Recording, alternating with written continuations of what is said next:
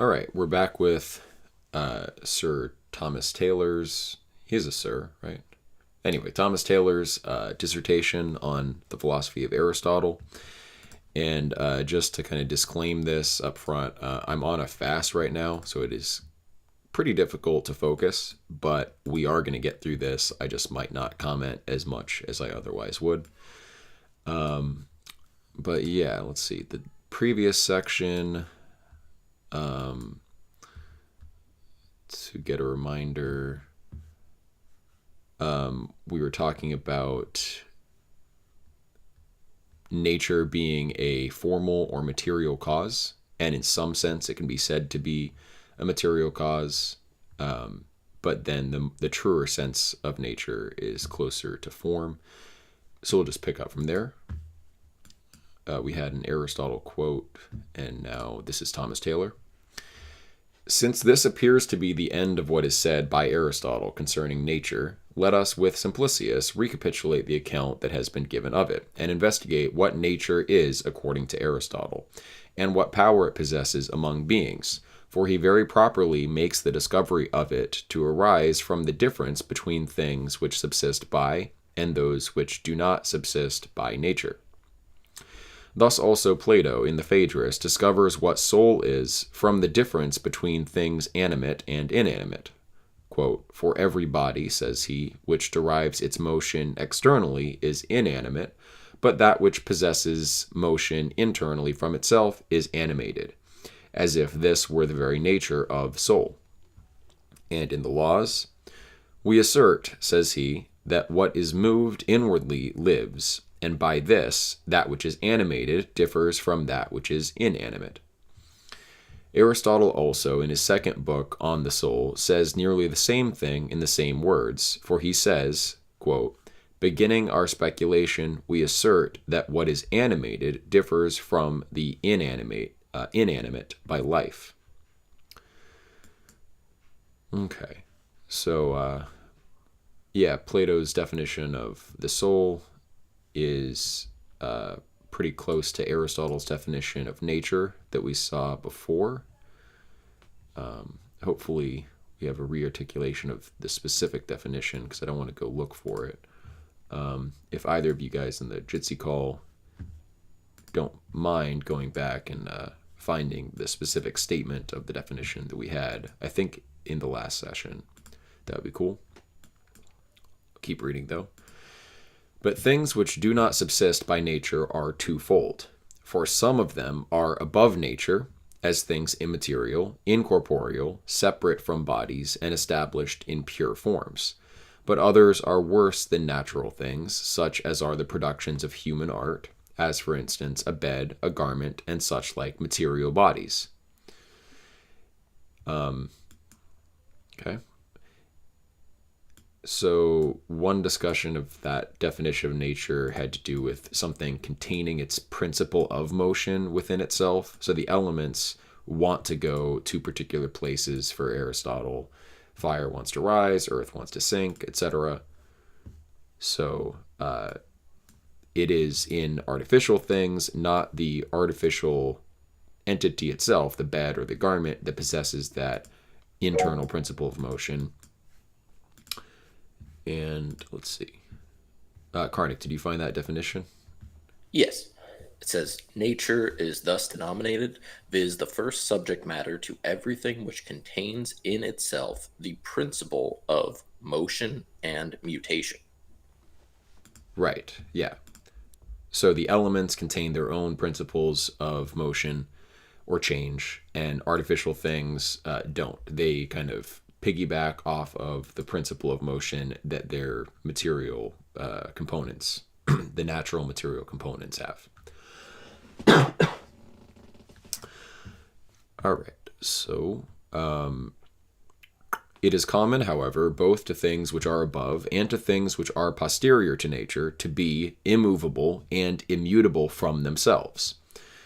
So both artificial things and like essences, forms above nature, immovable and immutable, though to the latter according to a worse, and to the former according to a more excellent mode of subsistence. Natural things, therefore, being in the middle of both, through falling below every immaterial and incorporeal essence, are material and corporeal, but through not being produced by human art, but springing up and blossoming, as it were, from themselves, the demiurgic cause of them being unapparent to sense, they are called natural. But through the difference with respect to both of these, they are said to possess the principle of motion and mutation in themselves. Very properly, therefore, does Aristotle assert this to be the character of nature and its essence, viz., that it is the principle of motion and mutation and of rest, which is the boundary of this mutation. Okay. Rest characterized as the boundary of mutation is interesting. Of course, rest in general is seen as superior to motion in general. Although, as we saw, in some instances, things can be at rest due to a deficiency of a motive principle, and then higher things can be at rest because they transcend locomotion. So, but rest being more like the monad, it's appropriate.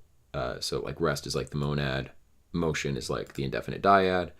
The monad limits, so it makes sense that rest is the boundary of that mutation. But soul also is the principle of motion and mutation to animated bodies, both according to Plato and Aristotle. So nature is like between matter, or rather body, and soul on the hierarchy. So nature is beneath soul. That's how I've seen it characterized by other Neoplatonists. But soul also is the principle of motion and mutation to animated bodies, both according to Plato and Aristotle. What then is the difference? The last between soul and nature, I assume he means. Also, hello to Korax in the YouTube chat.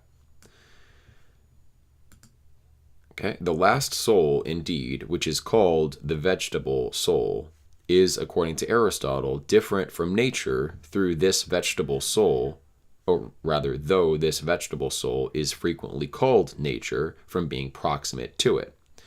But every soul, and even the last, is called by Aristotle in his books on the soul, the entelechia of a natural organic body. So the souls are entelechies, kind of form of the natural organic body, but the natural property is kind of more basic and lower. Aristotle in general kind of builds from the bottom up in his conceptions. Plato more goes from the top down. So nature would be prior in a certain sense, but not ontologically prior in the Neoplatonic sense. The entelechy of a natural organic body is something that it has extra beyond just the natural properties. So, and that's interesting that sometimes the vegetable soul is called nature, but that is immediately above nature. The vegetable soul, therefore, will be inherent in a body which possesses nature and will consequently be different from nature. So it's a body with nature plus an entelechy. Not only, and maybe I should get like a neutral definition of entelechy. I've thought of it as the inherent form of a self-motive body. Let's see. Entelechy in philosophy, that which realizes or makes actual what is otherwise merely potential.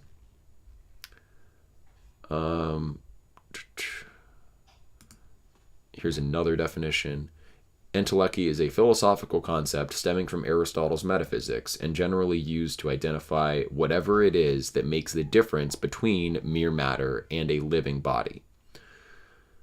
Okay, so it is like the formal principle, and it's the form of the motion of a body, just like Plato's definition of soul was similar to Aristotle's definition of nature. So having an entelechy is like having a nature plus. It's not just the principle of like unintentional motion, but it's a principle of active motion that something has. Still think it's fair to call that the form of the living body, because to be a living body is to have that essence that separates it from non-living bodies, and that essence is the active principle. So the entelechy, my original definition, the form of a living body, I think still works, but yeah, we should think of it as what makes the difference between matter and a living body, principle of motion, but also something that's kind of imminently the form of the organic body. Not only organic bodies, however, possess nature, but those also which consist of similar parts and the four elements. Right. So, again, we call those beings animated, which contain in themselves the cause of being nourished and increased, and of generating things similar to themselves. So the nutritive soul in De Anima is the most basic element. Think the principle of motion is there beyond the vegetable soul. The vegetable soul doesn't have the principle of motion for Aristotle, I think. Okay. But things which are not of this kind are still natural, such as stones and metals, dead bodies, and simple bodies. Farther still, every body has nature, for the subject matter of things artificial is natural, such as the brass of a statue, the wood of a bed. But not every body is animated, so that nature will not be soul. It is also evident that nature is inferior to the vegetable soul, since such a soul accedes to a natural body in the same manner as form does to matter. Right. So, just vindicating, I was pretty sure that language was used by Aristotle, that it's like the form of a living body. So soul relates to the vegetable. The vegetable soul relates to a natural body in the same manner as form does to matter. How, therefore, does Aristotle unfold the difference between nature and soul? To this it may be replied that the term in which is sufficient for this purpose, and afterwards he more clearly says that nature is in a subject. For every soul, since it properly possesses a motive power, is exempt from that which is moved. Okay. There's a sort of a difficulty here that I see in that something that is in another is accidental. So afterwards, he more clearly says that nature is in a subject, but you wouldn't think that the nature is accidental. Like the definition of a substance is something that is not in anything else. So nature then would not be a substance, but would be an accident. But you think of the nature of something as being essential to it. So we'll see if that gets cleared up, or if this is just a kind of confusing way to put this. Okay. He more clearly says afterwards that nature is in a subject, for every soul, since it properly possesses a motive power, is exempt from that which is moved. So the soul is therefore not in a subject, and the soul can be a substance, although I'm not sure that Aristotle treats it as a substance per se. But okay, Simplicius and Thomas Taylor following Simplicius would want to harmonize Plato and Aristotle. So this would be convenient where they could say that a soul being exempt from what is moved is a substance in the Aristotelian sense. And of course, that term is ousia, the same term that's translated in Neoplatonic and Platonic contexts as essence. Sometimes the Aristotelian concept of substance seems closer to a substrate, or maybe closer to, a linguistic subject as opposed to predicate.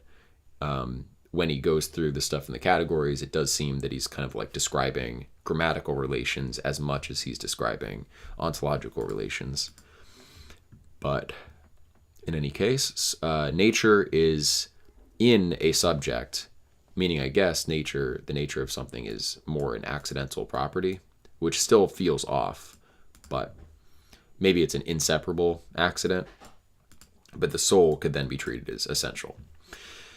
But if this should not be sufficient for those who think that the vegetable and irrational soul is in body as in a subject, yet this consideration that soul is the most proper principle of motion is sufficient to the understanding what a natural subsistence is, and for the purpose of distinguishing nature from soul.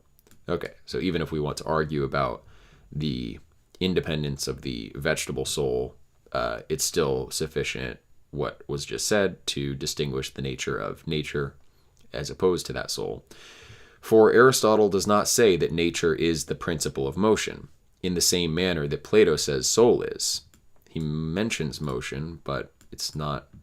Okay, what was the particular phrasing? We just had it rearticulated for us. Where did it go? That it is the principle of motion and mutation and of rest, which is the boundary of this mutation. So that's a little strange. He says, Aristotle asserts that the character of nature is the principle of motion and mutation. And then here he says, Aristotle does not say that nature is the principle of motion in the same manner that Plato says soul is. So I see. There is a difference. They're both principles of motion, but there's a difference between the way in which soul is a principle of motion and the way in which nature is a principle of motion. Soul, indeed, is motive of bodies according to both these philosophers. But nature is a principle of motion, not according to moving, but according to being moved. Okay. So it's a principle of passive receptibility of motion, not the principle of active motion. That's pretty easily cleared up. Nature is a principle of passive motion. Soul is a principle of active motion. Okay. And let's see. And of rest, not according to imparting, but receiving rest. Okay. So the rest that natural bodies have is passive and inferior to the active motion that ensouled living things have. Hence, natural things are not said to be moved by themselves. And just to interject another comment about rest. So one reason why rest is superior to motion is that motion is always in service of some goal. Even the elements have a place where they want to be. So if you're at rest and not moving, that means you don't have some goal that is unachieved. Typically, although you could see like an inferior sort of rest where you're not moving from, it's not that you like have satisfied your goal, but that you have no goal, perhaps. But anyway, rest is better because that means you're not alienated from your goal necessarily. Hence, natural things are not said to be moved by themselves, for they would be able, as Aristotle says, to stop themselves if they were able to move themselves.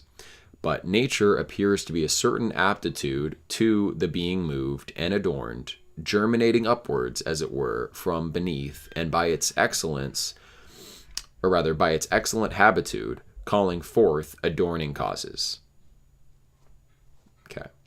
For if it were the principle of motion as moving something, according to this, it would not differ from soul, which is a primarily moving cause. Okay, so that's a very important distinction that we hit a little while ago. Nature as the principle of passive motion. I don't know if I've run across that before, but that will come in handy. So remember that. But since bodies are far distant from an impartible and unextended essence, and according to the being of life which was once inherent in them, they become dead bodies, of themselves destitute of breath and deprived of all life, they possess in themselves a certain ultimate form of life, according to that capacity and aptitude which we call nature. Okay. So even when the soul is taken away, nature is like a semblance of life, an ultimate expression of life. through which also dead bodies are capable of being moved and changed, of vegetating, and in a certain respect passively energizing on each other. For the energies of these are not genuine but passive.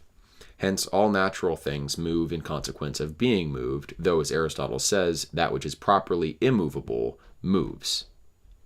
So, what is properly immovable in like the higher sense, is also a motive principle itself. But that Aristotle defines nature to be a principle of motion, not of moving other things, but of being moved, is evident from his saying that nature is a certain principle of being moved and of rest, and that nature is in a subject. For that which is in a subject will not be a principle properly motive of its subject. Okay, so that's interesting. What is in a subject won't be a principle of motion for its subject. So that would imply then that the 9 categories can't be principles of motion for the subject in which they inhere, which is kind of strange because you have like position as one of the, but I guess position isn't the principle of motion per se. Let's read through the 9 accidents quickly. 10 categories.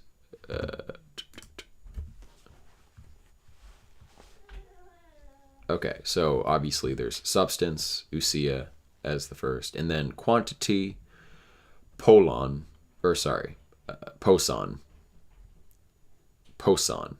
and then quality, poion, the relative, prosti, where, place, when, time, pote, when, relative position or posture, attitude, case thigh, having, like possession, ekane, doing or action, poein, and then being affected, paskane. See, you would think then that doing or action would be a principle of motion for the substrate in which it inheres. So that seems a little odd. I'm not sure how to interpret that.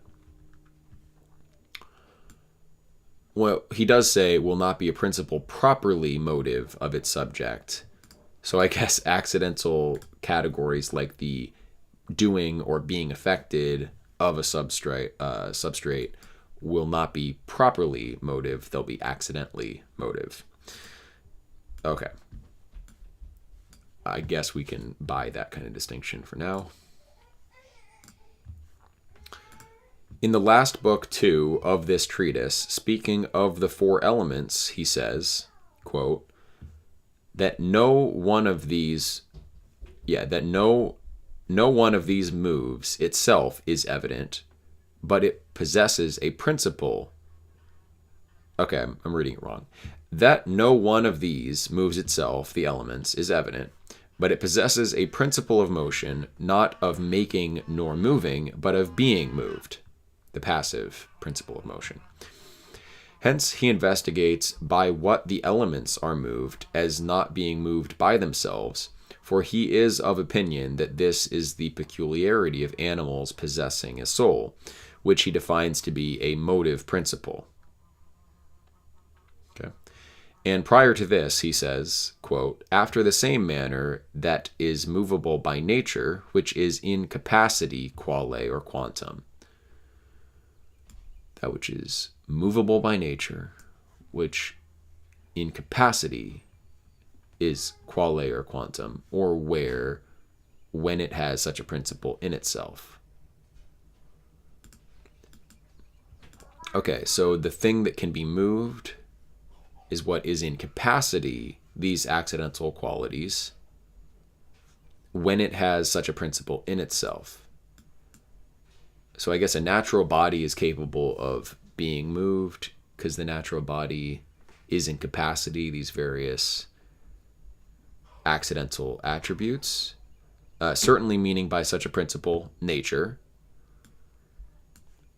Okay. in after the same manner that is movable by nature, which is in capacity, quality or quantum. So, okay. Okay, so I see. What is movable by nature is that which has this nature in it, the passive principle of motion. And that nature is in the subject. Okay, but in his second book, On the Heaven, he thus writes, quote, "In no one of things inanimate do we see whence the principle of motion is derived."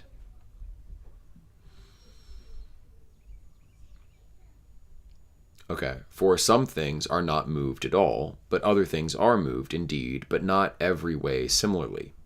Thus fire is alone moved upwards, and earth to the middle.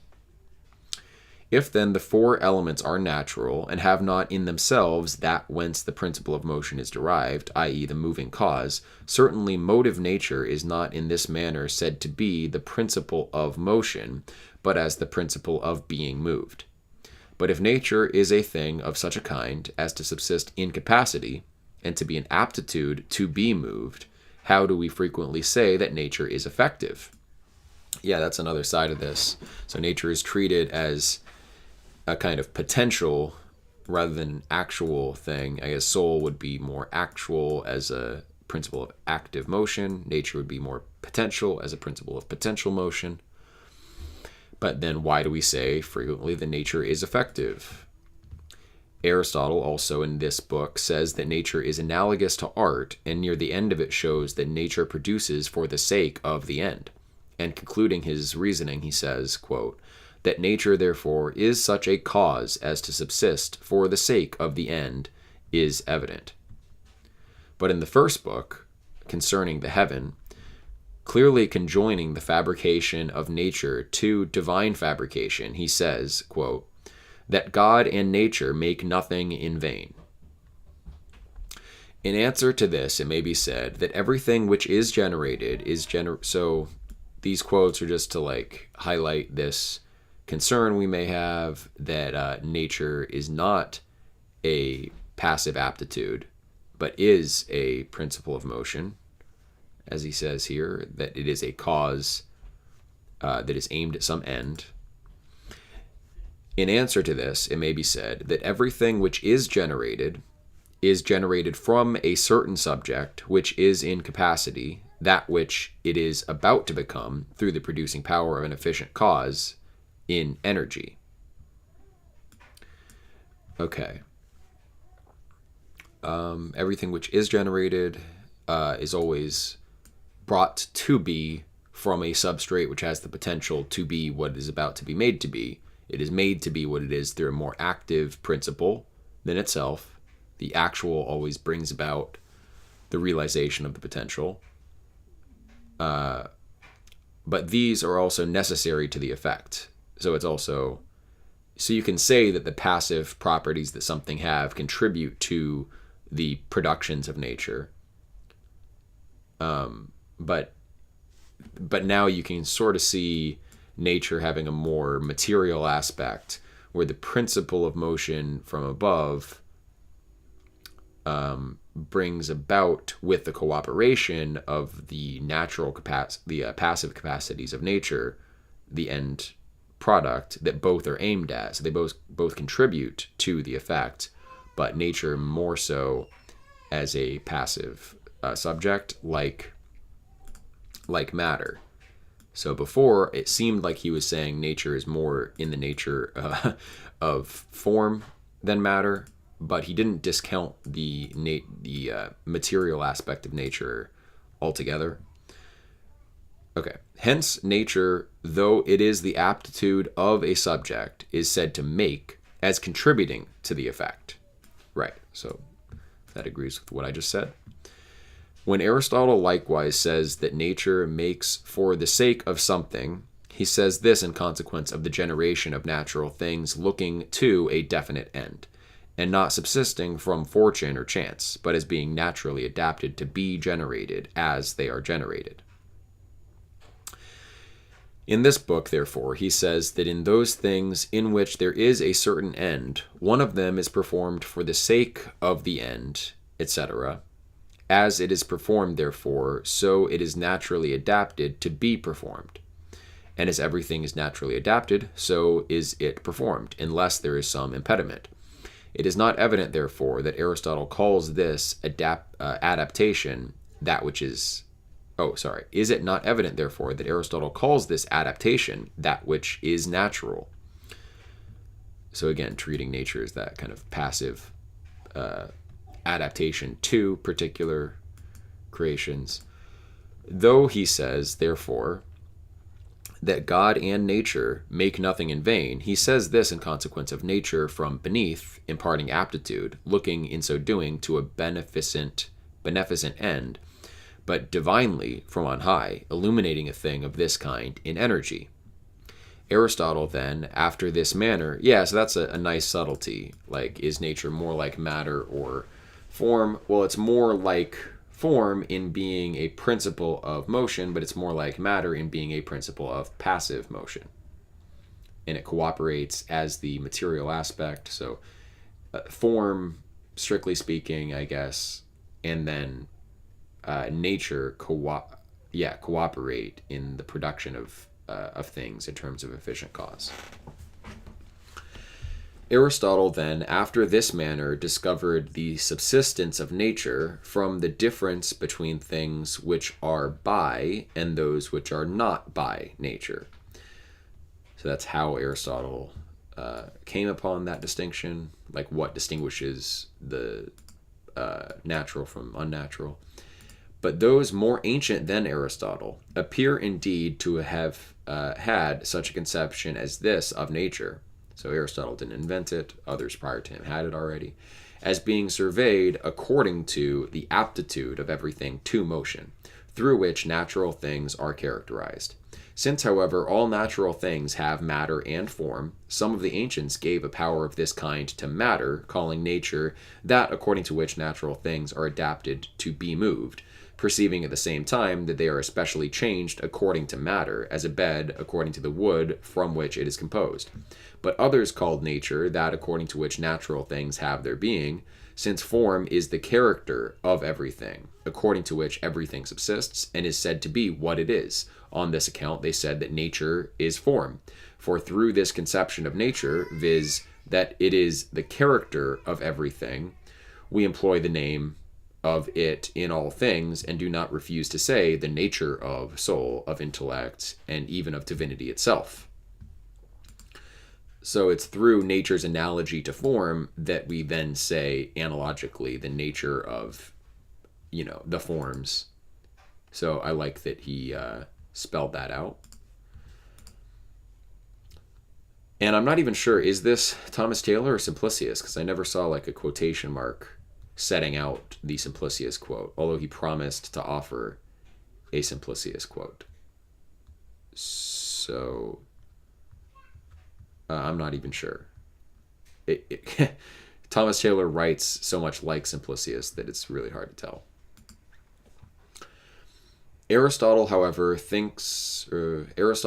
neither thinks fit to call matter by itself nature, because matter is of itself an inefficacious subject, and nature is productive in some manner, nor does he think fit to call it form, for this is natural and not nature.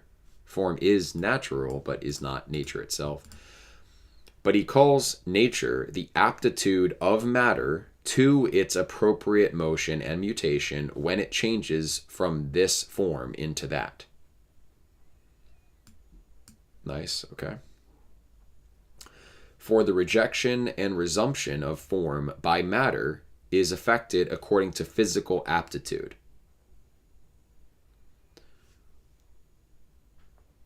Yeah. So taking on of form, changing forms for matter is affected by its physical aptitude that it possesses. You can look at that as a sort of shadow of form, a passive aspect of form, but it's not as low, I guess, as the indefinite quantum. So first is the indefinite quantum that is sort of form-like, and then above that there's nature, which is sort of form-like, but it's not form per se. it's another aspect of the receptacle, I guess. It contains the potential for various motions, and then eventually form itself imparts the motion. Soul or form imparts the actual motion. Form also, according to its own nature, is both generated from its opposite, privation, and when generated is preserved. So form is generated from privation, and when generated is preserved. Okay. So here I think we're dealing with mundane form, not the forms.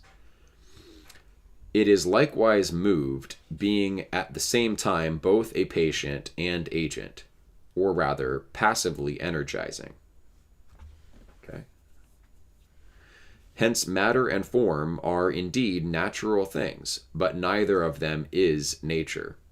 In like manner, neither is the composite from matter and form nature, but form is more entitled to the appellation of nature than matter through its character and power. The composite also is more allied to nature than matter, though through form. I'm going to try that again. The composite also is more allied to nature than matter through form, since, in short, a natural thing then becomes this or that when it receives form. For matter is of itself indefinite. But nature, being an aptitude to the subsistence of form, very properly in a certain respect subsists prior to form, since it is incapacity in matter. It likewise previously exhibits in itself form, of which it is the nature, being as it were a production and regermination from matter. Likewise previously exhibits in itself form, of which it is the nature. So previously exhibits in itself form, I guess it like previews the existence of form because it potentially contains the existence of form. Hence, those speak well who say that nature is the last life. For as the effervescence, as it were, of the first being into the separation of formal subsistence, as the effervescence of, as it were, of the first being into separation and formal subsistence, and the departure from being to energy is the first power and the first life, subsisting according to the first motion of being.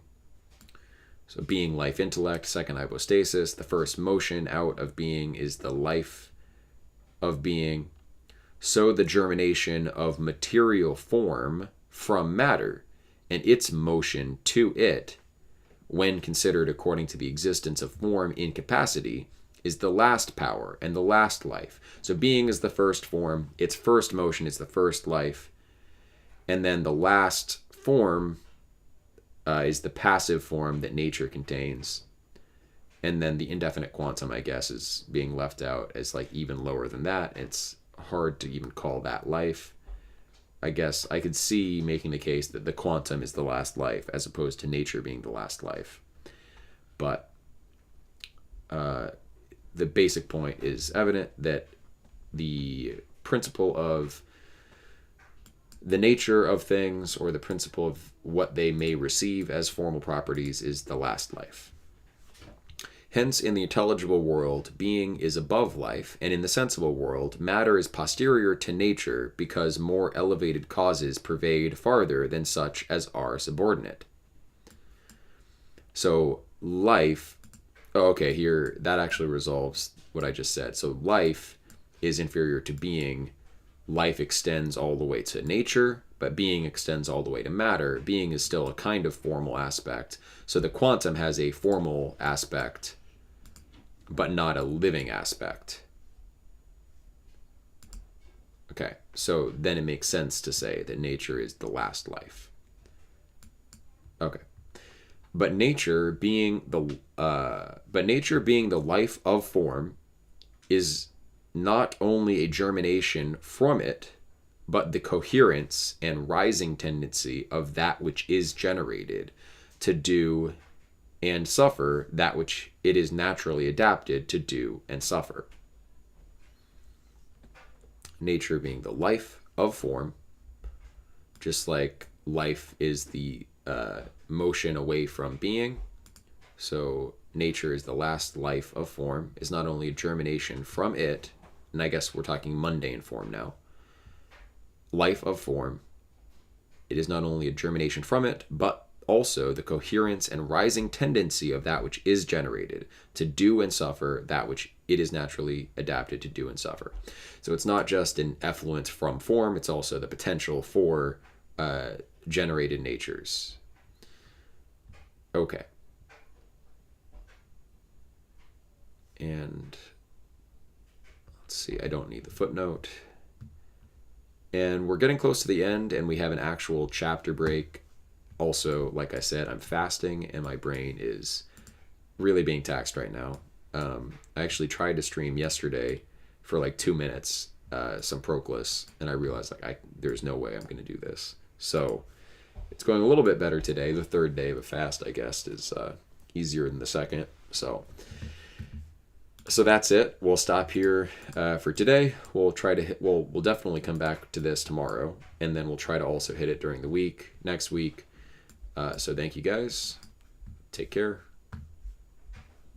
Ending the stream.